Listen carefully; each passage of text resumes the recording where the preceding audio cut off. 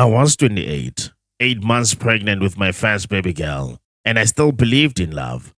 I told my aunt I was going to see her father. I got into a grey Jeep, waved goodbye, and promised I'll be back soon. I never came back. For 4 days, my family turned Soweto upside down, looking for me and my unborn daughter. Then, someone found my body hanging from a tree in Durban Deep, and the truth that came afterwards was so shocking, so heartbreaking, and so evil. It destroyed 2 families. Now, let me take you back to where it all began. My name is Tshegofatso Pule. I was 28 years old, living in Meadowlands Zone 3 in Soweto, South Africa. I'd been raised by my aunt after losing my parents young, and she was my rock, the one I could turn to. Life wasn't perfect, but I had hope. I believed in love, in second chances, and in building something beautiful for the future. That hope felt more real than ever when I found out I was pregnant with my first child, a baby girl I named Kamano, which means relationship or unity in Sesotho. I chose that name because I wanted her to bring us together, to heal what was broken and create the family I had always longed for. I was 8 months pregnant in June 2020, glowing with that mix of excitement, nerves, and joy that comes with preparing to become a mother. I had already planned my baby shower for 27 June. My story with her father, Nthuthuko Ntokozo Shoba, began back in 2018. He was a forex trader, charming. He looked like he was successful. The kind of man who could make you feel seen in the moment. We didn't have some fairy tale meeting that I can romanticize now. It was one of those connections that started casually. We will bump into each other, hang out, talk late into the night, and sometimes decide to spend more time together.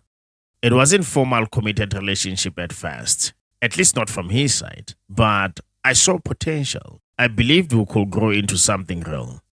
In early 2019, we found out I was pregnant for the first time. The timing wasn't right for the both of us. Money was tight. Our lives felt unsettled. So we made the difficult decision together to terminate that pregnancy. It was mutual, something we both agreed on after talking it through. But deep down, I wondered if it was a sign that we were not aligned as I hoped. Still, we kept seeing each other. The relationship stayed somewhat casual, with its ups and downs. I wanted more emotional availability from him, more attention, more presence, more of that feeling that we were truly building something. He didn't always come through when I asked. There were arguments where I felt invisible or like I was pushing too hard. He will pull away, and I will feel the distance grow. Yet, I held on, believing love could bridge the gaps. Then, later in 2019, I got pregnant again. This time, something inside me shifted.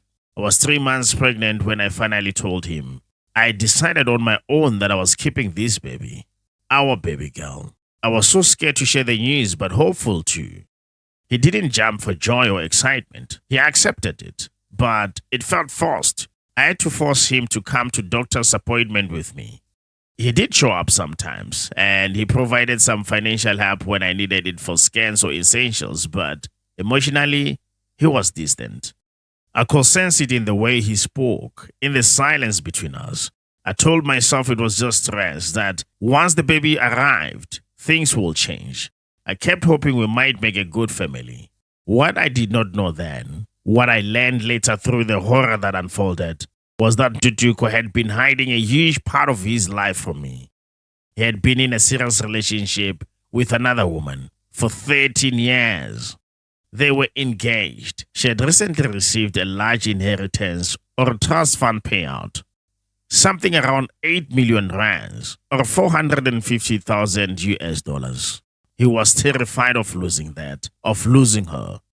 He never told her about me or the pregnancy. In court, he later admitted that he was scared because she had just lost her mother to cancer, and he didn't want to add more pain. He described our connection as casual, just bumping into each other, hanging out, spending nights together while he maintained his real life with her. To him, I had become a problem he needed to erase. On Thursday, 4 June 2020, I left home like any other day. I told my aunt not to lock the gate because I will be back later. I said I was going to see Nthuthuko so we could buy something for the baby. That was the truth as far as I knew. I got into the grey Jeep that came to fetch me. I didn't know the driver. I trusted that this was part of sorting things out, of co-parenting, of moving forward. In those final moments, I was still full of plans. The baby shower, the life I was building in my heart. What happened next? I can only piece together from what came out in court later, from the man who pulled the trigger and the evidence that sealed everything. According to Mbuyikaise Malifani, the hitman Nthuthuko had hired and paid up to 70,000 rands or 4,000 US dollars for the job. This was apparently his second attempt on my life. I was driven out to an isolated spot in Durban Deep, Rodeport. Without warning, he raised a gun and shot me once in the chest.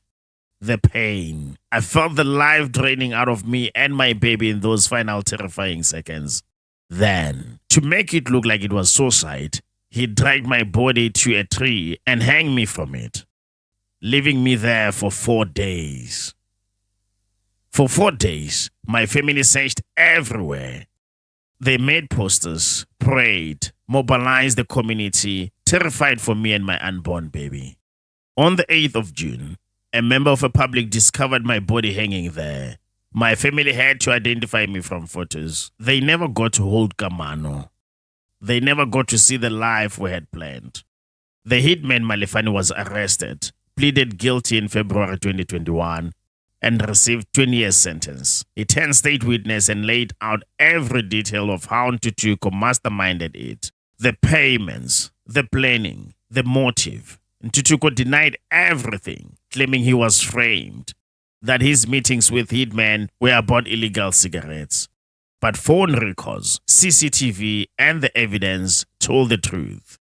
In March 2022, the Johannesburg High Court convicted him of conspiracy to murder and related charges. In July 2022, Judge Stuart Wilson sentenced him to life in prison, and that's how my story ended. Before it even truly began, I never got to hold Kamano. I never got to see her smile, hear her cry, or watch her grow surrounded by love I dreamt of. All I wanted was family. All I wanted was unity. Instead, I became a secret that had to be erased.